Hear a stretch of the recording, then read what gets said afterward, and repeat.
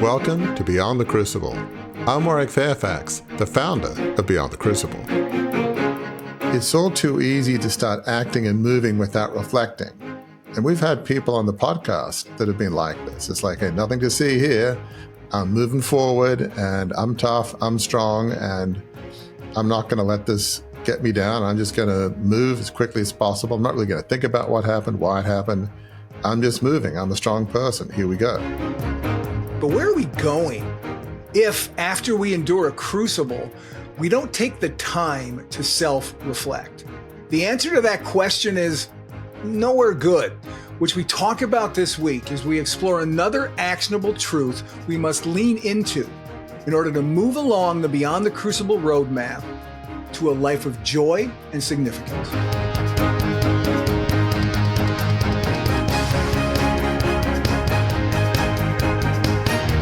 Welcome, friends, to another episode in what we're calling the series within the show.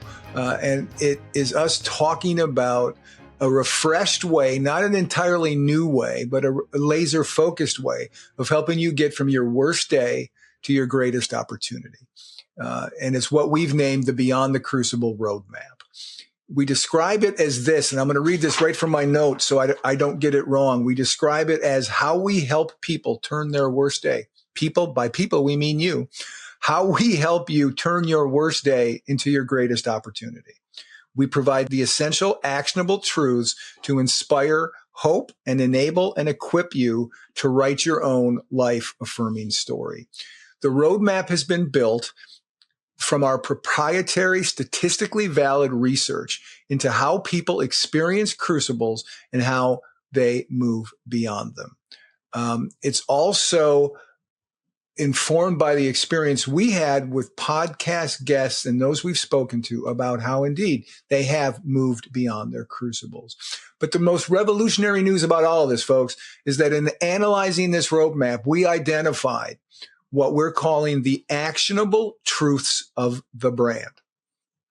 To pass these life-changing truths along to you, our listeners and viewers, this year we are going to do, as I said, one episode every month that's going to focus on one of these 10 actionable truths. And a couple weeks ago, we did the first episode. This is our second episode, and before we'll hold you in suspense before we reveal exactly what it is we're going to talk about. Because first, Warwick, I want to ask you to kind of level set our listeners and viewers about this second truth, and explain why actionable truths. Where did that? What does that mean? What do we mean by that? You know, Beyond the Crucible, we've always been focused on how do you get beyond your worst day to lead a life of significance, which we define as a life on purpose dedicated to serving others. But what we have now is what we're calling the Beyond the Crucible roadmap. And this roadmap shows you how you go from trial or crucible to triumph or a life of significance. So this roadmap is very significant, so to speak. And we've found that as you go from trial to triumph, from crucible to life of significance, there are 10 actionable truths. And think of those 10 actionable truths as catalysts, and they help you move along the journey from your worst day to triumph, to that life of significance. Without those actionable truths, you get kind of stuck. So what's interesting is we identified these actionable truths in the last few months, but they've always been an implicit part of our thinking, even though we didn't quite realize it. And, we'll talk more about it in coming episodes, whether it's authenticity, or perseverance, vision. There's a number of actionable truths. They were in my book, Crucible Leadership, right, and in what we've talked about on the podcast. But as we did our research and thought about it, how do you go from trial to triumph? Really, it's these 10 actionable truths, these catalysts that really help you get from A to B, from your worst day to triumph, to a life of significance. Yeah, and it's always interesting, isn't it, Warwick, when we do these sorts of things, naming things, right? It's hard to do. And the more I reflect on, the more I say the words actionable truths, the more I'm like, that's dead solid perfect. What we're talking about here is it's got to be true, or it's not going to help you at all. It's got to be actionable, or it's not going to help you any. I'll put those two things together, and you can conquer the world and conquer your crucible for sure. So that leads to the next question I want to ask you, again, just to level set us at the outset.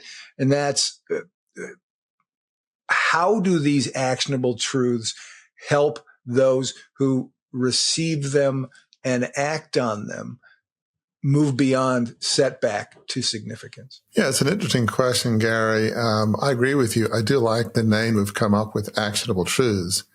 A truth is good, but if you don't act on it, it's not particularly helpful. And we've talked about this before, but if you said, I have a truth I believe in, which is being honest, I just tend not to be in the workplace, Right.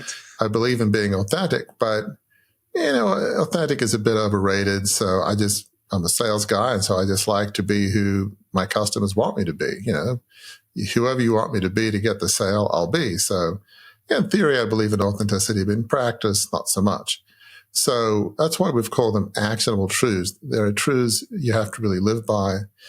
And one way to think about them is they are accelerators or enablers, enabling us to move from your worst day, from the bottom of the pit, as we sometimes call it, to your best day, in a sense, triumph, your life of significance. And I think you can make a case that without these actionable truths, you're not going to get out of the pit. You're not going to go from trial to triumph. You'll be just stuck permanently. And over the course of this year, as we talk about things such as authenticity, perseverance, vision, each one of these is really critical to help you move forward. Yeah. And therein, folks, ends the preamble. Here we're going to get into the meat and potatoes of this episode. That is unpacking truth number 2. The first truth, a couple of weeks ago, as I said, which we discussed, is the beginning of the journey from trial to triumphs. And that's the trial. That's your crucible. That's the first truth. The second truth is what we've determined is the second action we need to take to move beyond our crucibles. What we need to start journeying along the Beyond the Crucible roadmap. What our research and our experience has shown us that is, and this is where I'm going to cue Scott, the producer. Scott, I need a drum roll. It is self-reflection. Warwick, how would you define self-reflection, and why is it the critical second step after a crucible to begin the journey to recovering from a crucible? So before we talked about the first actionable truth, crucibles, and really with the crucible, you have to make a choice not to be defined by your worst days. As we say at Beyond the Crucible, it didn't happen to you, it happened for you. Right. And so you've got to make a choice. Okay, I'm going to get out of the pit. I'm going to get beyond my crucible. But then having made that choice, well, now what do? You made a decision, but now what? And we believe the next step, the next critical step, is self-reflection. So self-reflection is an internal examination of what happened and who you are amidst the challenge that happened. It's all too easy to start acting and moving without reflecting. And we've had people on the podcast that have been like this. It's like, hey, nothing to see here. I'm moving forward and I'm tough, I'm strong, and I'm not going to let this get me down. I'm just going to move as quickly as possible. I'm not really going to think about what happened, why it happened. I'm just moving. I'm a strong person. Here we go. That kind of sense of I'm strong and I can get beyond this. I can move forward. That's very laudable. But if you don't reflect, what tends to happen is history tends to repeat itself, and you might find yourself in a whole journey or sea of crucibles, of roadblocks and brick walls, because you'll just do the same thing again and again, or be in the same circumstance. And so it's really important to reflect on what happened and why. One of the things we say at Beyond the Crucible is that the inner work precedes the outer work. We're all for moving forward. We're all for living visions that lead you to a life of significance.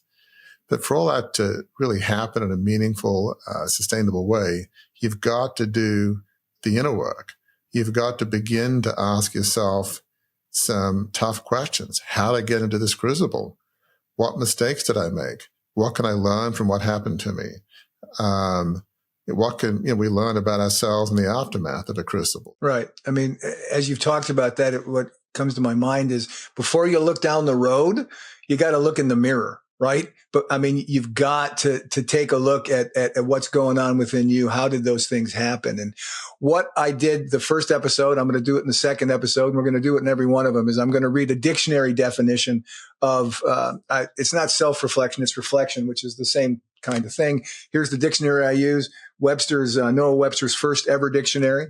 I call it the Webster 1828 because that's when it was published. And this, I have not shared this. I love this. I've not shared this with you until now because I want to get your reaction to it. But this is what this dictionary says about reflection. It's the operation of the mind by which it turns its views back upon itself and its operations, the review or reconsideration of past thoughts, opinions, or decisions of the mind or of past events. Is that not a perfect Beyond the Crucible explanation of what self-reflection is from 1828, which was a little bit before we founded this? It surely is, Gary. Yeah, just reflecting on your past thoughts, past actions, what happened. A wise person reflects on who they are, what they've been thinking, what's happened, try to understand them, understand how those events or thoughts impacted you. A wise person knows themselves well and examines themselves and their motives and their actions and things that happen to them. It doesn't mean that you don't act and move forward, but you know who you are, why you are, what happened, why it happened, your part in it, the part that was not your fault. A wise person does do some reflecting, does do some self-examination. Yeah. And I came up with my own definition from the Schneeberger 2025 dictionary. What we're really doing here, folks, is revisiting what happened to us so that we can revise the circumstances around how we move forward. So we're revisiting to revise. I think that's another good explanation of what we're talking about. But there's 3 stages, Warwick, of our research, which is both qualitative and quantitative, that we've discovered people experience after a crucible. The first one is this limited awareness of the problem. How does self-reflection help us grow that awareness, make it less limited, and do that for our benefit of moving beyond our crucible? How does self-reflection kickstart that process? Yeah, Gary, without self-awareness, we typically don't know what happened. At the bottom of the pit, after our worst day, we feel pain, often searing pain. It is awful. We know something happened. It was terrible. We're in agony. But we're not always thinking, okay, what happened? Why did it happen? What am I feeling? It's just, oh my gosh, this is just awful. I'm just in such pain. But to get out of the pit of our crucible in a meaningful and productive way, we have to do the inner work, and which we sometimes call deep soul reflection. And that involves asking ourselves some very challenging situations. How did I get into this mess? Did I trust the wrong people? Was I in a role that didn't match my gifting? Was I working for a company that was not in line with my beliefs and values? There could be a number of other questions that we need to ponder and reflect on, but these are huge questions. And one thing that we need to remember is if we don't self-reflect, history will tend to repeat itself. History does tend to repeat itself because we typically don't learn the lessons. Nations very often don't learn the lessons of their past mistakes. People typically don't. Civilizations don't. And so you just make the same mistakes over and over again. That is normal, unfortunately. We might keep, for instance, trusting the wrong people. We might be in the wrong role or keep working for companies that just don't match our beliefs and values. So, the best way to avoid a life of self-made crucibles is to self-reflect. Life is tough. Undoubtedly, for most people, it's typically not one and done with a crucible. There might be of various intensities, but life is tough enough without you saying, okay, there are some dangers, some minefields in the road up ahead. Let me put some more tacks in the road and more nails and more things ahead of me just to make life more challenging because, hey, I love a challenge. I mean, that's great, but life is going to be plenty challenging enough. You don't need to add more to yourself. Right. And to hear you talk about it, to hear you sort of explain how you think about it, makes me think of, we've all heard of, if not gone through, a 360 evaluation. Either we've done it for other people or it's been done for us in our professional sense. This really, what we're talking about here, what you just described, is a bit of a 360 on yourself. It's what are all the things, and you named off a few of them. Am I with the wrong company? Is this not where my passions or my talents lie? And there really is you can't ask yourself too many questions in this process of self-reflection, because that's going to be the raw material that you're going to use to help you move on to the next stage of getting through the roadmap and getting through your crucible, right? I mean, this is where more questions to yourself about what happened that informed your crucible are pretty significant, aren't they? That's very true, Gary. And it's interesting that you mentioned 360s. As an executive coach, International Coach Federation executive coach, I've done 360s with people, with clients, and it's fascinating. There are some people that go, boy, this is interesting. I really need to listen and learn, and other people to have a different attitude. And just for folks that may or may not have done a 360, basically a 360 means that you get input from your supervisor, your boss, from your peers, and those that work for you. So hence 360. It's, above, below, and beside. And I've had cases where feedback has come back in a work setting with people that really know that person very well. And the person will say, oh, well, I know. So often it's done confidentiality. Often it's done with confidentiality. So you don't know who they are. It's some online instrument. I mean, there's several that are good ones. And so they won't know exactly who those people are necessarily or who said which, put it that way. And they'll say, oh, I know who that is. They never like it.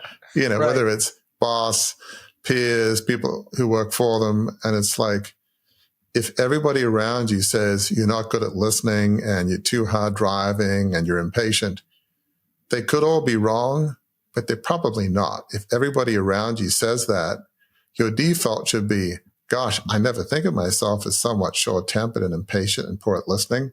But if everybody says so, my default assumption would be that that's true unless proven otherwise. Right. But I have to tell you, there are some people that you could have the best 360 instrument in the world, and they will ignore all the advice. They will ignore all the input. So that is really the opposite of what we're saying. That is just refusing not only just to examine yourself, but to listen to feedback from anybody else. That's sort of the worst case scenario, but it's actually more common than we would like to think. So yeah, it just brings back memories of doing 360s and go, So nothing to see here. Nothing you can learn from everybody that knows you so well that you work with. Nothing to learn, really. Okay. Yeah. Yeah. And when it comes to applying that concept to ourselves, doing the 360 about what we've been through, we can't afford to do that. We really have to dive into that self-reflection, because we'll move on to the second thing that tends to happen to people after a crucible. And that is that there's an increased awareness of the need to change is the second thing that comes out of that. Again, talk a bit about the ways in which self-reflection can help us overcome this blind spot that we have about the awareness of the need to change. So once we start doing this self-awareness, and sometimes it can be through your own self-examination, friends, colleagues, co-workers, family members can also help out with this. We begin to realize there are some things that we need to do differently. maybe we were in a role that was not matching our gifts and abilities. Maybe we just, we became lawyers because mom or dad had a law firm or had friends that were lawyers, and you can get a good job doing that. But maybe we thought, gosh, I really don't like law. I'm not really gifted in that. Well, you need to be thinking about, why am I doing something that I feel I'm not good at?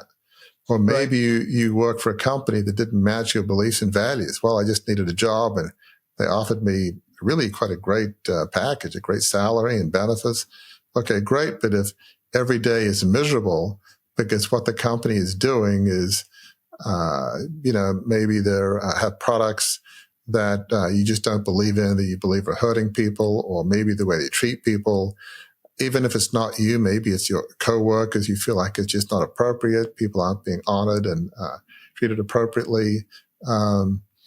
Maybe we've had people on our team, if you own your own business, be it big or small, maybe you have advisors or people that work with you and for you that, they're talented, but they don't really have the same values that you do about how to treat people and how to do things. And they kind of get the job done, but not always in a way that you feel is appropriate and not the way that you think things should be done.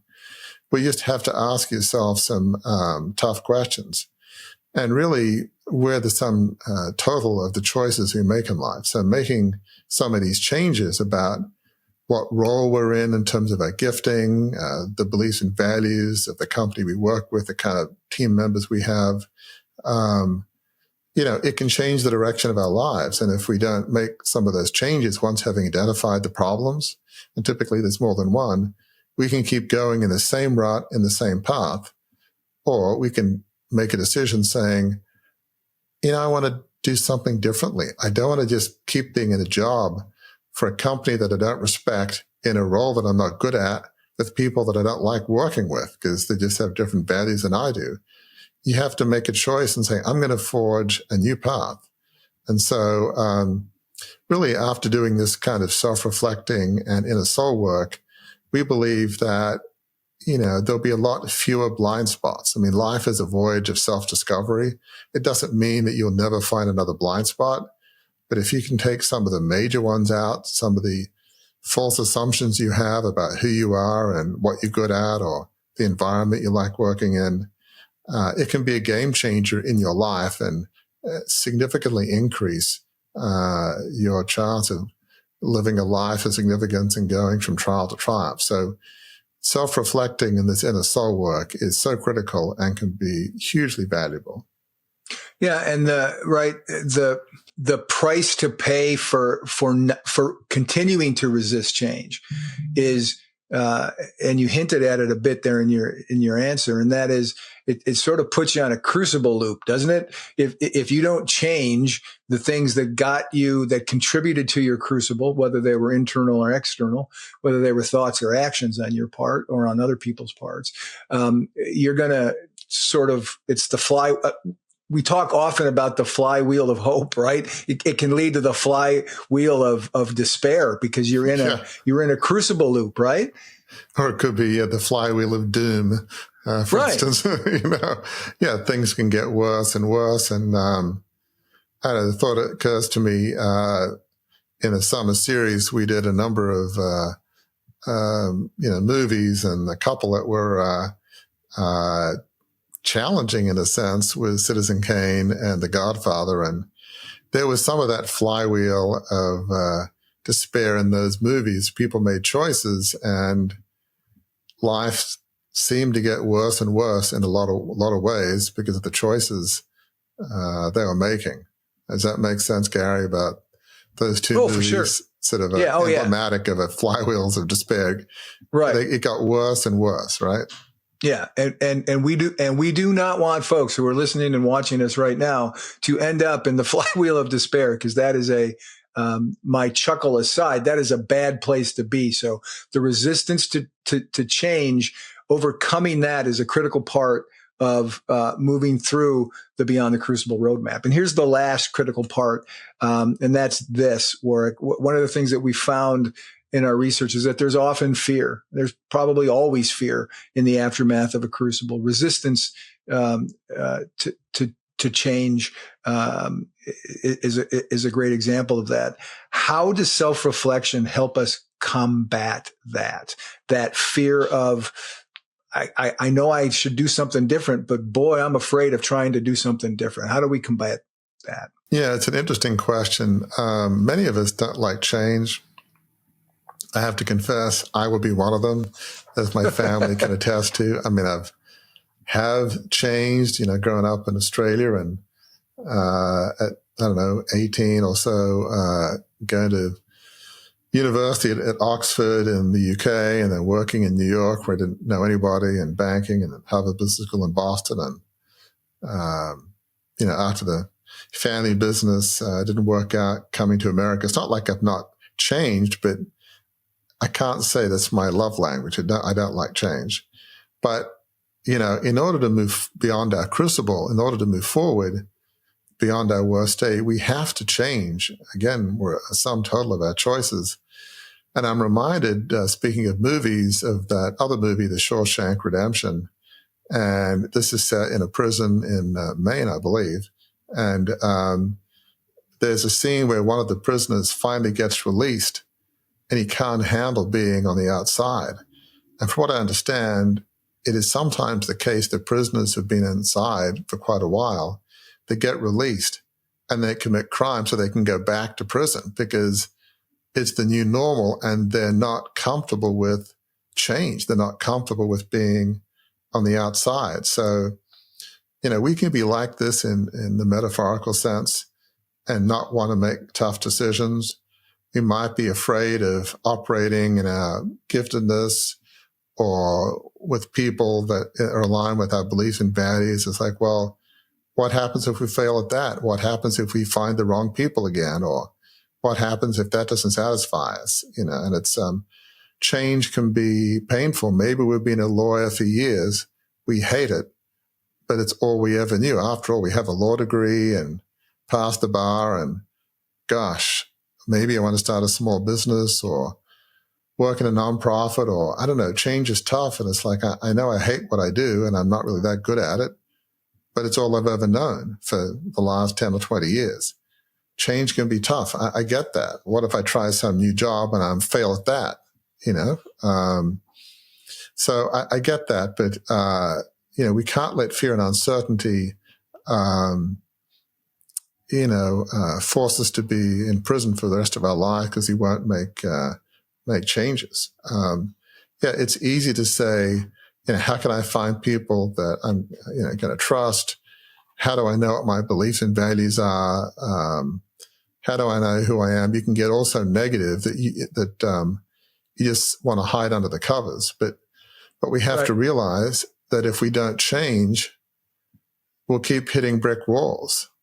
And there may be pain in changing, but think about the pain of not changing is likely to be so much more. So we need to make the decision to change. I think of a recent podcast guest we had, Margie Worrell, who wrote a new book, The Courage Gap. And she has this wonderful phrase when sometimes we're afraid of, afraid of having the courage to change. She asks this question, for the sake of what? So I would use that question that Margie uses and says, and I'd say, for the sake of what do we want to change? Maybe there's a nonprofit we want to start. Maybe there's a new business. Maybe there's a new role that feels a bit scary, but we feel that it can help a whole lot of people. For the sake of what? That can often make you think, well, it's going to be a bit scary to change, but, it's this new venture that I'm going to do. I wouldn't say it's too important to fail. I would say it's too important not to try. I don't want to be on my deathbed saying, gosh, I could have tried to do X and I didn't do it. Very few people have regrets about things challenges they tried. It may not have worked out, but they tried, but it's often more the case. People have regrets about the things they didn't do and the risks they didn't take. So don't be that person. Just remember, you may be afraid of changing, but for the sake of what? Why do you want to do this new venture? Why do you want to change jobs? Why do you want to work with different people? For the sake of what? And typically, it's not just about you. It's about other people you can help. It's about a cause you want to devote your life to. So think of the end goal, as they say, keep the end in mind. Think of what motivates you to really want to change. And that will hopefully give you enough perseverance and courage, frankly, to get beyond the fear of changing. Yeah. And I didn't plan on doing this work. But I'm going to do it, in my own crucible, my own biggest crucible. And that is the alcoholism of my past. There was an enormous amount of fear about changing. There was an enormous amount of fear because in the 90s, through the 80s and into the early mid 90s, I got sober 28 years ago this April. But my thought was, if I quit drinking, because so much of my social life, so much of the way I hung out with my friends, so much of what I thought was my personality that was attractive to people, that made people like me, so much of that in my mind was tied into when I drank, how much I drank, the person I became, right? The happy drunk that I was when I was like that. And I was terrified when I finally got to the end of my rope and realized that it was not working for me, quote unquote, anymore. I was terrified of what was going to happen in my life. So here's how that can work in a crucible. If I hadn't quit drinking, look how I wasn't thinking how terrible my life was going to be if I didn't stop. I was thinking how terrible it was going to be if I did stop, because it would take away, in my mind, I thought it would take away things that made me comfortable, things that made me attractive, not in a romantic sense, but attractive to friends, and people wanted to be around him.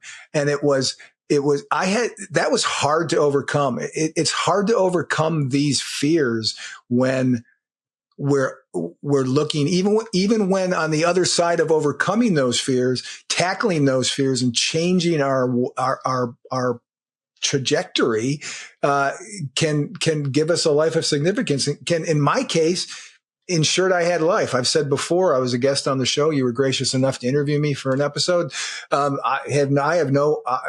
about to celebrate. By the time you hear this, folks, I will have celebrated my 60th birthday. I would have never gotten to 60, I don't believe, if I hadn't quit drinking. So if I'd let that fear that I was not going to be embraced by my friends, I was not going to be as comfortable around people if I quit drinking, if I let that win, I wouldn't be here talking to you right now. I don't know if you have anything to say about that, but that's that. I mean, I hadn't thought about that until you started talking about fear. So it's such a great example, Gary, and thank you for sharing that, because I think it's helpful, because people's challenges may not be drinking. It may be all sorts of other challenges, but it may be, this is the only person I know. Will right. people like me? How will I come across if I'm doing a different job with different people? And, it's like, well, this is who they know. Maybe nobody will like the real me or the changed me or the me in a different role. Right. That's a real fear. So I guess the question I'd have for you, Gary, is how did you get over that fear of change and being somebody different, or the way you thought of yourself? People might see me differently. How did you get over that fear? It was experiential. I had to insert myself once I got sober. I had to go back into society, right? I had to go back into my friends, and people were gracious, and I began to discover over weeks and months and even years that who I was, who I am internally didn't change. It wasn't alcohol that made me who I am. It was my personality that made me who I am. It was my God-given personality, and that's what fueled my friendships, not alcohol. But I had to walk that out because I couldn't imagine where that was. I couldn't think my way there to the point of actionable truths, right? I couldn't reach the truth until I took an action, if that makes sense. I had to go out. I had to go be with people who might have even been drinking and I wasn't drinking. So I could see that people could still relate to me. I could still tell a joke and people would laugh. I could still be both turn to people for counsel from them. I could still give counsel to others. I was really everything I was without alcohol that I was with alcohol. I was just a less self-destructive version of that. And it took me a little bit of time to reach that, but each, we say it all the time on the show, each small step, each little step, one small step at a time, each small step gave me more and more confidence, more and more courage to keep taking those small steps. And that's how I did it. But I had to do it. I had to act. I couldn't just think it through. I couldn't say, okay, I'm going to be fine. I had to go out, test the theory, be with people and see that the way that they reacted to me overwhelmingly was not different than I thought it might be. That's such a great point. It's not like you were being less scary. I mean, you probably always were, fun-loving, kind of friendly guy, sociable, caring, wanted to help folks. It's not like that wasn't there. The alcohol probably had its side effects, but it's not like you were being less Gary. Maybe you were being more Gary without some of the other stuff that wasn't helpful. So it's not like you completely changed as a human being and exactly. Gosh, I can't recognize Gary anymore. It's like he's a completely different personality, but that's part of the fear, right?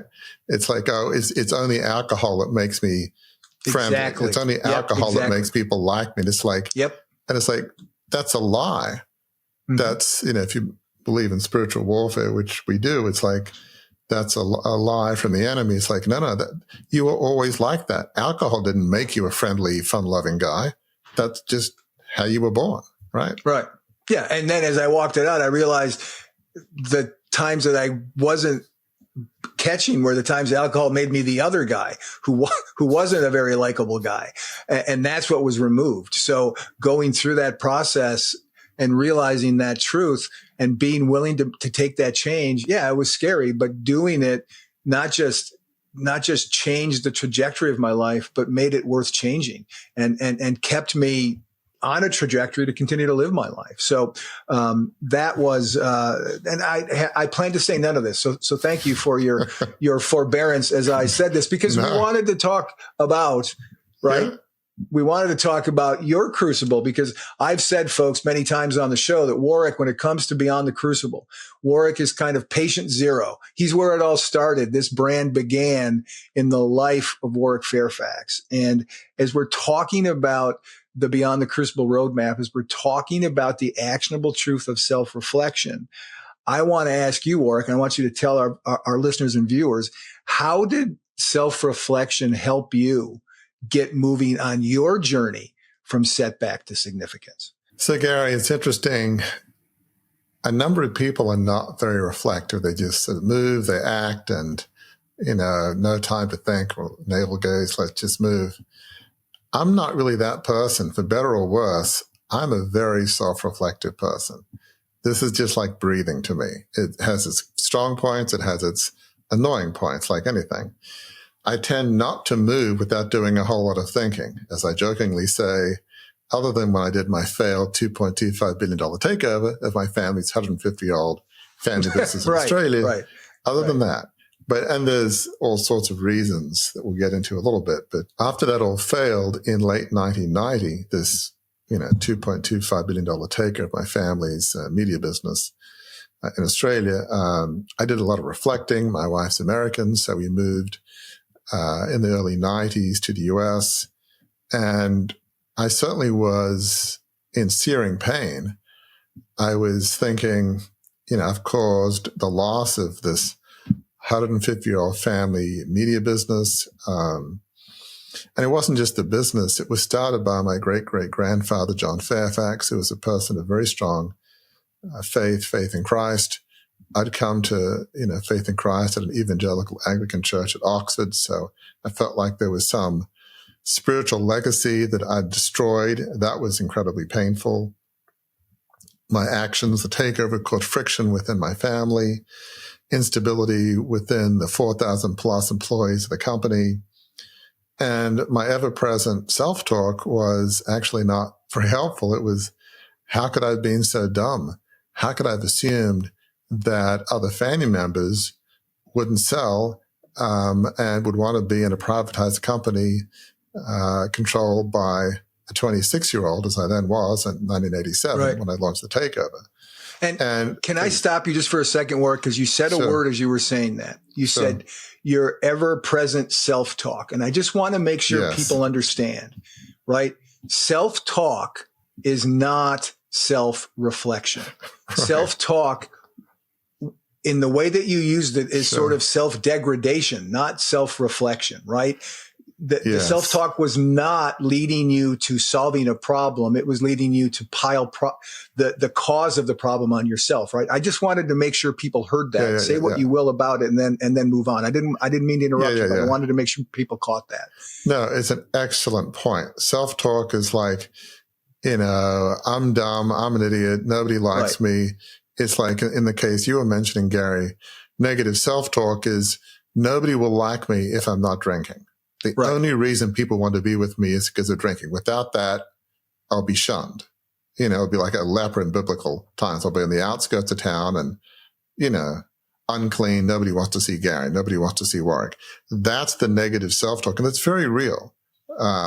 Those sorts of notions. So excellent point. So for me, that negative self-talk was, how could I have been so dumb? How could I have assumed that other family members wouldn't sell, into a takeover, being trapped by this young 26-year-old, all of which led us to having an unsustainable level of debt.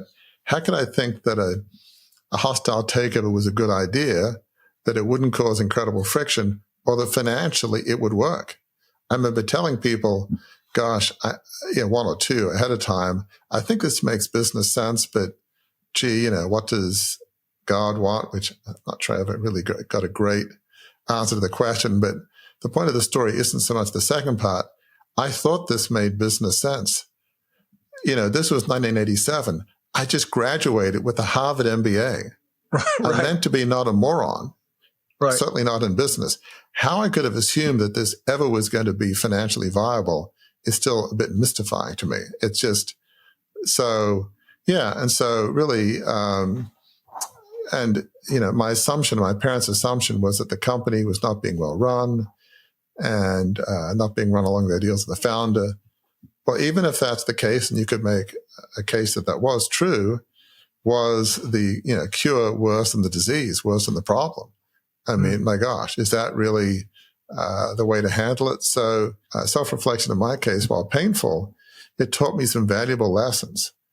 I realized that the vision for this family company, John Fairfax Limited, it wasn't my vision. It wasn't even my dad's vision, who really at heart probably would have been about a philosophy professor. He was very intellectual, not really a business guy. He definitely could write very well. But I realized that vision, it wasn't my vision or my dad's vision. It was my great-great-grandfather's vision, John Fairfax. So I realized you can't inherit a vision. It was such a poor fit. I'm not a take no prisoners corporate executive. I'm more of a reflective advisor, having me at least notionally in charge of 4,000 people and having to make all sorts of pressure-filled decisions. It just was a terrible fit. It was just not my role. And I came to realize that this was always going to be a very challenging situation. There was infighting amongst the family going back decades. This wasn't going to be easy for anybody to fix, let alone, 26-year-old me. I mean, this was a very tough situation. I learned or realized that I ignored the advice of good advisors who said, the numbers don't add up. Merchant bankers, as we call in Australia, investment bankers in the US. I ignored that advice, and then I retained advisors who'd done some takeovers with some of the biggest corporate raiders. And they said, that can work, but I'm not sure that their values really lined up with mine. So I just made some poor decisions about the advisors that I ended up using. And one of the things I've had to learn about myself is, yes, I'm very self-reflective, but I have this tendency, I almost jokingly say this, that if there's a problem in the world, I assume it's my fault. So my default is, how could it have been so dumb? It was all my fault. And obviously I made some terrible assumptions and, have my share of blame or accountability for what happened.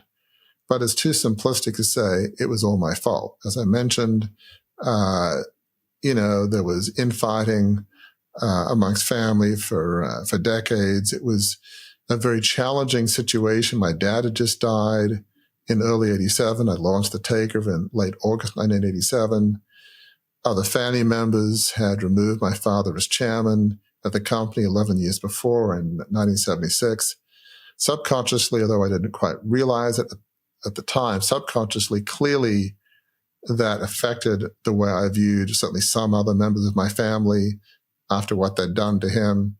So there was sort of a very challenging mix of elements that caused me to make the decisions I did. Doesn't mean that I made good decisions, but there were reasons why, and it was a tough situation. So now I look at it in a more balanced way, understanding who I was, who I wasn't, and just the very challenging situation I faced and the challenge situation I had with my dad having just died, and, subconsciously thinking other family members who are in charge, they're the ones responsible for, in my view, unfairly removing my father as chairman. So it was a very, very challenging situation. So, I think I look at the whole takeover situation, I think more objectively. I've learned so much about who I am and who I'm not. I'm not this business executive type. I'm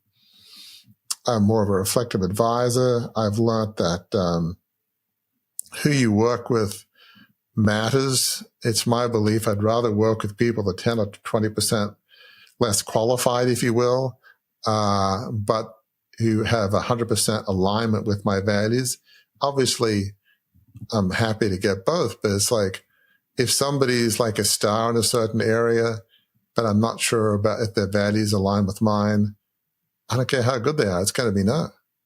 Values alignment is so important from my perspective. And I think you can get both great people who have values that match up with yours. But if there's a choice, you just say no. Don't hire people or work with people that don't match your values. So for me now, I feel like I've learned the mistakes of that failed takeover bid. I love what I do at Beyond the Crucible. It matches my gifting as a reflective advisor, executive coach, podcast host.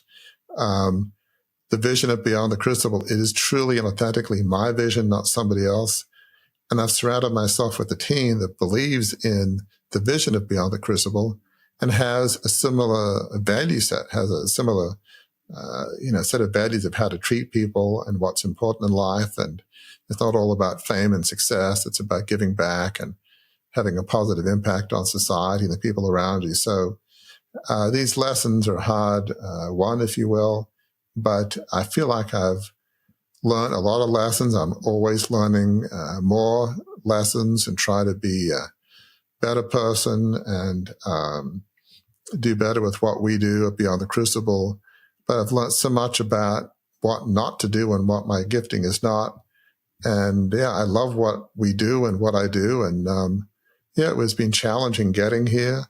There was a lot of fear, but just getting to this point where you have a vision that's authentically yours, and where, from my perspective, what we do Beyond the Crucible, we do lead lives of significance. It is about living a life on purpose dedicated to serving others. I feel like that's what we all do, so I'm very blessed and grateful for it. But it was not easy. There was certainly a lot of pain getting here, but it was absolutely worth it. Yeah. Well, and here's another reason why it's worth it. I didn't mention it to you while we were recording. This is episode 250 of the Beyond the Crucible podcast. So look at that. You're talking about how rewarding it is, what a blessing it is. And it's been a blessing now for 250 episodes, which is pretty astounding, isn't it? Yeah. Absolutely. Amazing. So we've covered a lot of ground in this episode, Warwick. As always, when we do these kind of things, I like to have you sort of grab the balloon strings and talk about what's the one takeaway that you want folks who've listened and watched to this episode. What's the one headline, the one thing you want them to remember from our discussion? Unless you self-reflect in a meaningful way, and again, we're not talking negative self-talk. We're talking an accurate, sober appraisal of who you are. Unless you self-reflect and learn the lessons of your crucible, you cannot move forward in a meaningful, healthy, and productive way. Unless you self-reflect, inevitably, you'll be destined to repeat your crucibles over and over and over again. Life is tough enough, but if you keep putting yourself in a situation where it doesn't fit your gifting and abilities, the people you work with, the company you work for, doesn't match your values and beliefs.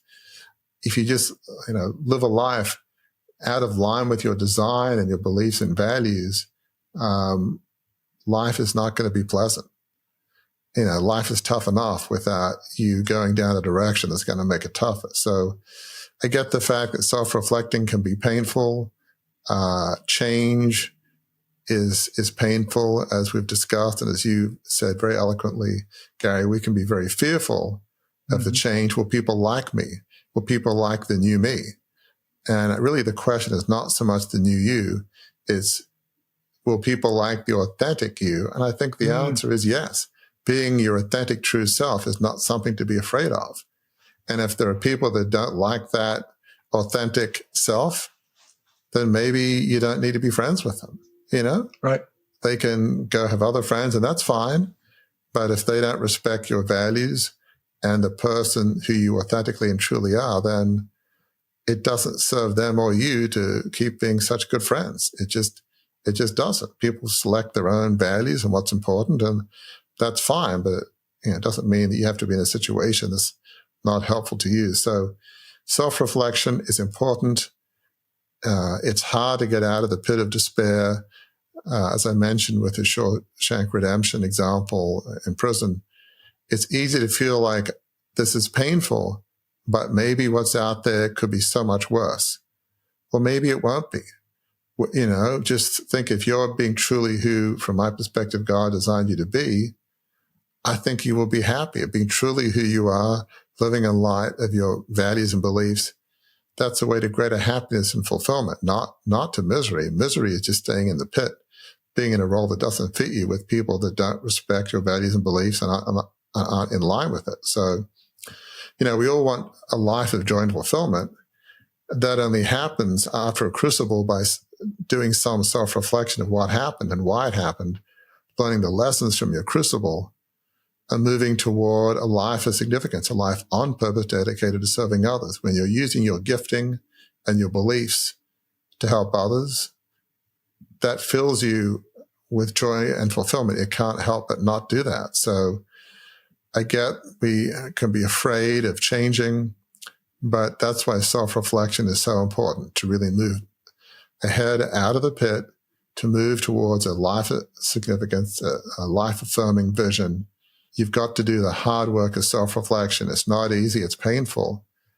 But, for the sake of what? For the sake of your future life, for the sake of people that you love and care about, it's important to do the inner work so that you can have a flourishing life. And that, folks, brings the plane on the ground. One of these days, one of these times, I'm going to ask Scott, our producer, to do a sound of a plane landing. Not this week, Scott, don't worry. But this is just, folks, the second actionable truth we'll be discussing in depth this year.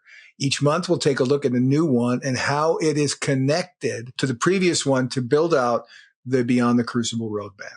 And next time, Scott, get ready, because I'm going to call on you to do something. Next time, we'll be discussing, drum roll please, authenticity. So stay tuned.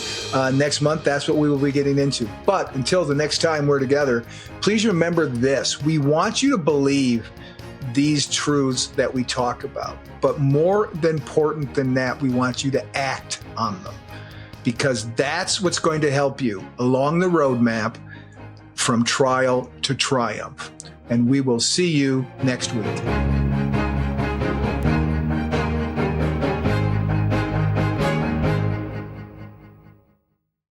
Welcome to a journey of transformation with the Beyond the Crucible assessment. Unlike any other, this tool is designed to guide you from adversity to achievement. As you answer a few insightful questions, you won't just find a label like the helper or the individualist. Instead, you'll uncover your unique position in the journey of resilience. This assessment reveals where you stand today, the direction you should aim for, and crucially, the steps to get there. It's more than an assessment. It's a roadmap to a life of significance. Ready? Visit beyondthecrucible.com. Take the free assessment and start charting your course to a life of significance today.